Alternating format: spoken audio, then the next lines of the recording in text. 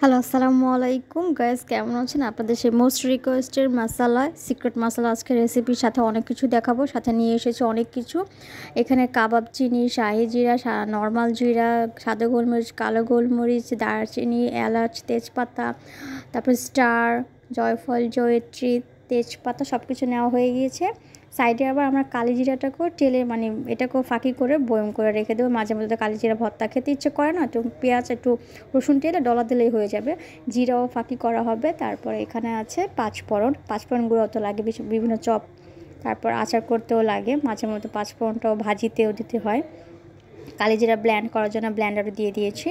এখন কালিজিরা দেখেন ব্ল্যান্ড করা হয়ে গেছে। এটাকেও জারে রেখে দিব। বিশেষ করে কাচের জারগুলো ব্যবহার করার চেষ্টা করবেন, তাহলে জিনিসগুলো খুব ভালো থাকবে এবং অনেক দিন আপনি সংগ্রহ করতে পারবেন। এখন পাঁচফোড়নটাও ব্ল্যান্ড করা শেষ। পাঁচফোড়নও ব্ল্যান্ড করা হয়ে গেছে। এখন পাঁচফোড়নটাকেও জারে দিয়ে দিব। পাঁচফোড়নটাও জারে ভরে রাখতেছি। কাচের বয়মটাই ব্যবহার করবেন। পাঁচফোড়ন কিন্তু সকালে যে এখন শীতকালীন বিভিন্ন ভেজিটেবলের সাথে একটু পাঁচফোড়নের ফাঁকি দিলে কিন্তু সেই টেস্ট হয়, সেই ঘ্রাণ আসে।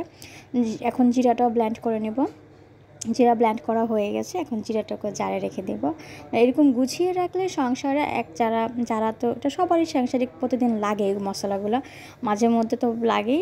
এখন আমাদের যে স্পেশাল মশলা আছে সেটা ব্ল্যান্ডিংয়ে চলে যাবে। আপনাদের প্রথমে দেখাচ্ছি কী কী আছে, এখানে সব দেখিয়ে দিয়েছি। এখন ব্ল্যান্ডারে যখন দিব তখন আবার আমি বলে দিব। এটা হচ্ছে কাবাব চিনি। প্রথমে আমাদের কাবাব চিনিটা পড়ে গেল।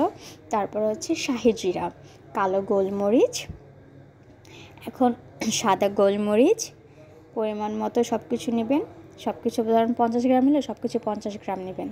এখানে এখন দিয়ে দিলাম নর্মাল জিরা, বড় বড় স্টার, এবার হচ্ছে এলাচ, আর এটাকে বলে কালো বড় এলাচ, আর এটা হচ্ছে জয়িত্রী, তারপর আছে দারচিনি। আর জয়ফলটাকে একটু ভেঙে দিব, নাহলে ব্ল্যান্ডারে সমস্যা করবে, কটর কটর করতে পারে, একটু ফাটিয়ে দিবেন। লাস্টে পড়ে যাচ্ছে তেজপাতা। এখানে কিন্তু লংটা আমরা ব্যবহার করি না, লংয়ের অনেক হার্ড স্মেল, এই জন্য লং আর ধনিয়াটা দিইনি, আপনারা দিয়ে নিতে পারেন আপনারা চাইলেই। প্রথমে এগুলোকে একবার ভাঙায় এখন এগুলোকে চেলে নিব।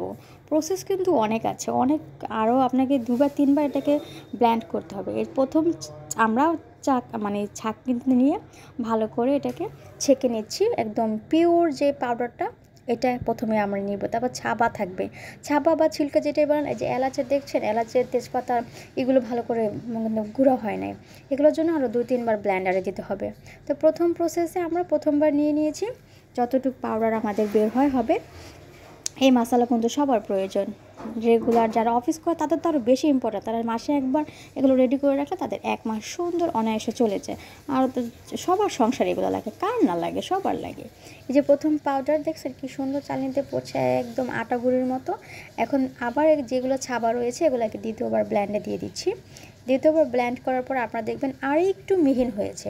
প্রথমবার যতটুকু মিহিন হয়েছে তার থেকে আরেকটু মিহিন বেশি হয়েছে। এরকম করে প্রথমবারের মতো দ্বিতীয়বারও আমরা আরেকটু চেলে নেব। চেলে নেওয়ার পরে যা থাকবে আবার দিব ব্ল্যান্ডারে। অলমোস্ট 3 বার আমরা ব্ল্যান্ড করলাম, ঠিক আছে। তারপর থার্ডবার ব্ল্যান্ড করার পরে যতটুকু ছাবা থাকবে ওটা আর ব্ল্যান্ড করবো না, ওটা একটু কষ্ট করে আপনারা পাটা বেটে নিলেন তাহলে ভালো হয়।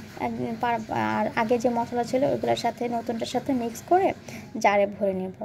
বা এরকম জারে ভরলে কিন্তু আপনারা সবসময় কিন্তু এটাই খেয়াল রাখবেন, কাচের জারে রাখার চেষ্টা করবেন, তাহলে মশলাগুলো ভালো থাকবে। কাচের জারে ভরে নিচ্ছি। সংগ্রহ করতে জানলে জিনিস আসলে ভালো থাকে। আজকের সব মশলাগুলো দেখাচ্ছে আছে কী কী ব্ল্যান্ড করলাম। এটা হচ্ছে পাঁচফোড়ন, এটা সেই সিক্রেট মশলা, এটা তো আপনারা সবাই চেয়েছেন, আপনাদের মোস্ট ডিমান্ডেড। আর এটা হচ্ছে শুকনো মরিচ ফাঁকি, বিভিন্ন ভর্তা টর্তা তো অবশ্যই লাগে, এটা কালি জিরা, আর এটা হচ্ছে জিরার গুঁড়া। আপনাদের ভিডিওটা কেমন লেগেছে অবশ্যই জানাবেন। আজকের মতো এখানে শেষ করছি। আপনাদের যদি আরও কোনো ভিডিও চাই এই রেসিপি